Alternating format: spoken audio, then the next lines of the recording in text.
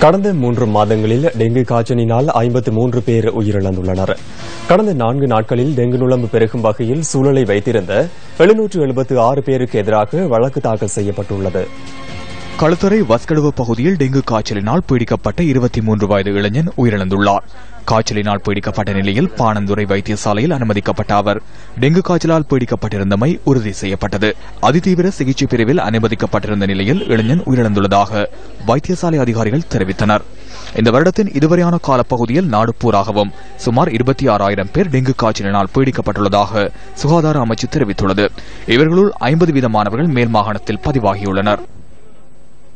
இதேவேளை சுகாதார அமைச்சினால் கடந்த புதன்கிழமை தொடக்கம் டெங்கு ஒழிப்பு வாரம் பிரகடனப்படுத்தப்பட்டது.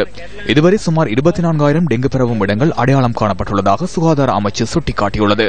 இவ்வாறு அடையாளம் காணப்பட்ட பகுதிகளில் 2,999 இடங்களில் குடம்பிகள் கண்டுபிடிக்கப்பட்டன.